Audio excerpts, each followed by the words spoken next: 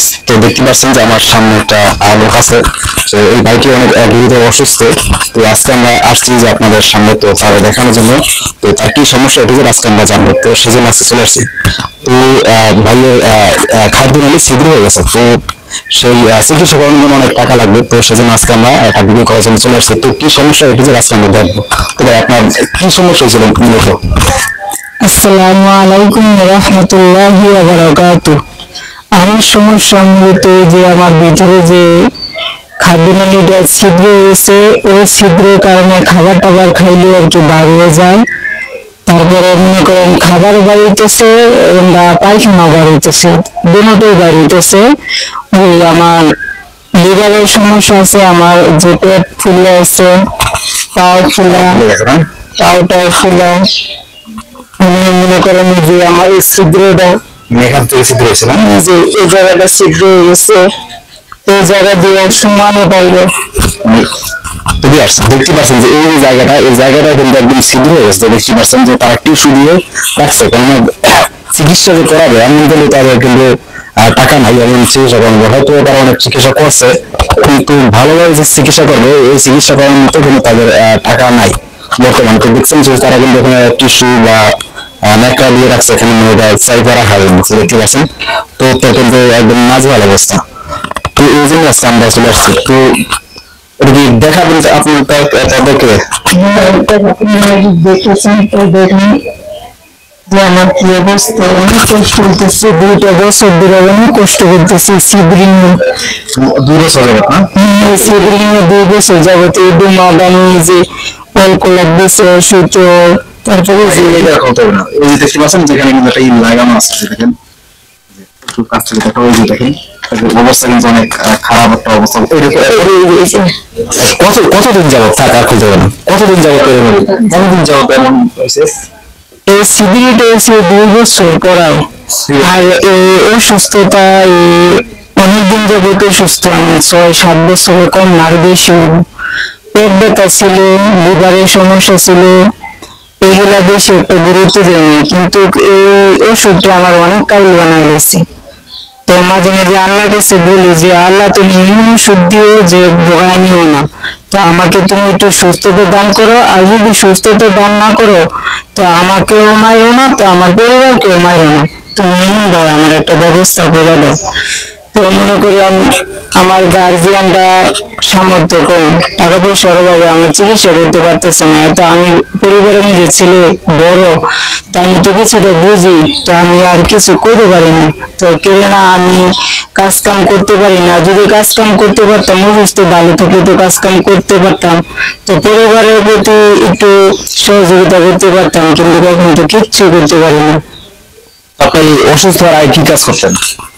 অসুস্থ হওয়ার আগে তো আমি লেখাপড়া করছিলাম, মাদ্রাসায় লেখাপড়া করছিলাম, 7 পারা কোরআন হাফেজ ছিলাম।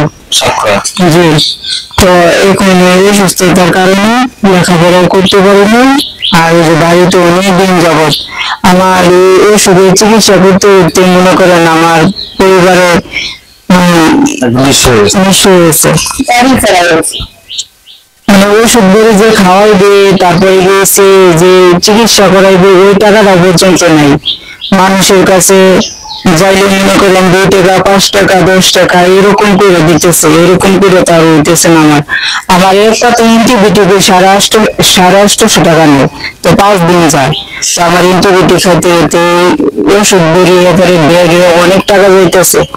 তো এতে ভালো মনে করেন আমার একটা ভালো একটা চিকিৎসা হলো, মনে করি মোটামুটি সুস্থ হইলে কামাই রুজি করে খাইতে পারবো, পরিবারের প্রতি দাঁড়াইতে পারবো। তা আমার এইবার ইচ্ছা আছে। তো আপনার এই যে চিকিৎসা করলে কি এটা ভালো হবে? মানে এমন কারো কোন ডাক্তারের সাথে কথা বলছেন? হ্যাঁ, ডাক্তার বলছে যে এটা চিকিৎসা করলে ভালো হবে, কিন্তু সরকারি হাসপাতালে গিয়েছিলাম, সরকারি হাসপাতালে মনে করেন গ্রহণ করেন, কেননা এটা রোগ আমার অনেক বড়।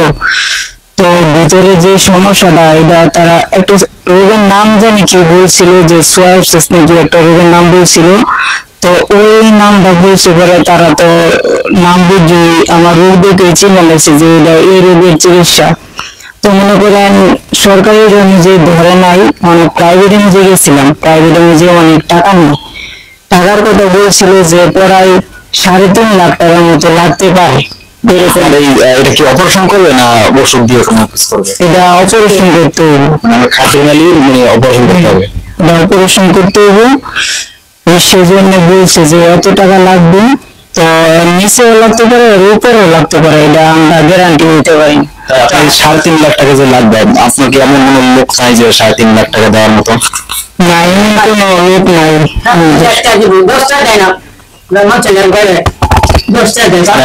এমন কোনো লোক নাই যে 3.5 লাখ টাকা দিয়ে? আপনার বাবা কি করে? বাবা গাউসিয়া কাজ করে, গার্মেন্টস। মানে সে কি আপনার এই চিকিৎসার জন্য চেষ্টা করছে কি? সে তো চিকিৎসার জন্য চেষ্টা করতেই আছে। উনি তো মনে করেন আমাদের এই জায়গা কিনছে, বিভিন্ন ওই জায়গার কিস্তি তুলছে, তো প্রত্যেক মাসে 8,500 টাকা কিস্তি দিতেছে। না মায়া সংসার চালাইতেছে, আমার ওষুধ বুড়ি এগুলা চালাইতেছে, সেই জন্য পারতেছে না। আপনি এই সংসারে বড় ছিল নাকি? জি। আপনার কোনো ভাই নাই? জি না। আপনার এই এখানে 3.5 লাখ টাকার মতো লাগবে, মানে আপনার এই এটা ফুল চিকিৎসার জন্য, মানে একদম অপারেশন সহ ওষুধ সহ? হ্যাঁ, 3.5 লাখ টাকার মতো লাগবে। ডাক্তারের কাছে গেছে, ডাক্তারের ওখানে দেখে আপনি কি লাগেন স্যার? আমি ওর মা। হ্যাঁ মা। জি। আপনার ছেলে যে অসুস্থ, আপনার কি তাকে চিকিৎসা করাইছেন কোনো সময়?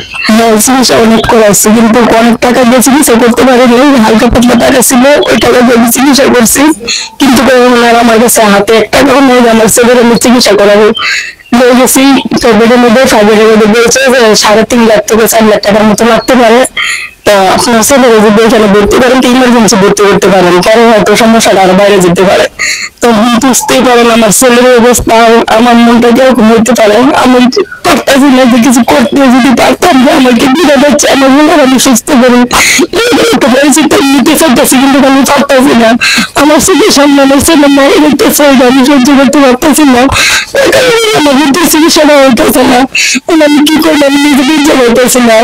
আমার কেউ যদি একটু কিছু সহযোগিতা করতে, আমার ছেলেটা সুস্থ হইব, কিছু টাকা পয়সা দিলে, তাহলে আমার কাছে অনেকটা দিলে টাকা পয়সা, কিন্তু আমি টাকা পয়সার জন্য আমার জীবনে অসুস্থতা দেখে আমার মন মানসিকতা অনেকই খারাপ হয়ে গেছে। আমি খাওয়া পারি না, ঘুমাইতে পারি না, কিছু করতে পারি না, কিছুই না, শুধু চিন্তাই করি আমার পরিবারের মধ্যে আমার চলাই বড়, আমার দুটো মেয়ে আছে, চলার জন্য আমি মেয়ে দুটো লেখাপড়া করে পারতেছি না, মেয়ে দুটো বিয়ে করতেছে লেখাপড়া। চিকিৎসার টাকার জন্য মানে তাদের আপনার মেয়েদেরকে পড়াশোনা করাতে পারতেছি না। ছোট মেয়ে একটা, আরেকটা বড় মেয়ে, আমার ছেলের ছোট, হ্যাঁ পড়তে চাইতেছি, কিন্তু আমি টাকার জন্য পড়াইতে পারতেছি না। হ্যাঁ, মানে পড়াইতে গেলে আমার ছেলের চিকিৎসা হয় না, ছেলের চিকিৎসা করলে হ্যাঁ পড়াইতে পারি না, এই সমস্যা আছে। আপনাদের এলাকায় এমন লোক নাই যে আপনার এই 3.5 লাখ টাকা ম্যানেজ করে দেবে?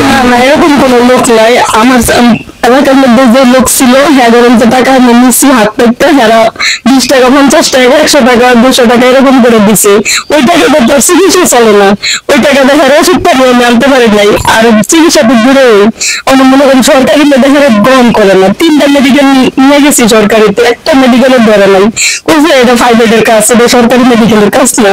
তো প্রাইভেটে জিজ্ঞেস করছে, বেরো করেছে 3.5 লাখ থেকে 4 লাখ টাকার মতো লাগতে পারে। কইছে যে যদি এরকম ভাবে আপনারা আসতে পারেন, তাহলে তাড়াতাড়ি ইমার্জেন্সি আপনার ছেলেরে নিয়ে আপনি তাড়াতাড়ি ভর্তি হয়ে যান। আর যদি বেশি দেরি হয়, তাহলে আপনার ছেলে হয়তো অন্য লাইনে যেতে পারে বা মারাও যেতে পারে, হয় বড় সমস্যা হতে পারে। তো এই কথা শোনার পর থেকে মনে করুন আমার কি ভুল নেই, অন্য কিছু নেই, একজন করে আছি যে যদি কিছু টাকা আমার কেউ সাহায্য করতে হতো না, আমার আমি চিকিৎসা করে সুস্থ করে আমি বাড়ি দিয়ে আসতাম, কিন্তু আমার এই সামর্থ্য নাই, আমি পারতেছি না। আমার যদি দেশে আমার কিছু টাকা পয়সা দেন, আমি যদি সুস্থ করে নিয়ে আসতাম বাড়ি, আমার কাছে অনেক বড় পাওনা, যদি আমার কেউ দেয় কিছু টাকা পয়সা সাহায্য করে। তো আপনাদের কি কোনো বিকাশ বা রকেট কোন নাম্বার আছে যে কোনো দর্শক যদি আপনার সাহায্য করে, তো এমন কোন নাম্বার কে সাহায্য করবে? হ্যাঁ, আমাদের বিকাশ নাম্বারও আছে, আবার রকেট নাম্বারও আছে, সবই আছে, যদি আপনারা চান তাহলে আমি দিতে পারি। আপনার নাম্বারটা বলতে পারবেন? আপনার মুখস্থ আছে নাম্বারটা? আপনার বিকাশ নাম্বারটা বলেন তো।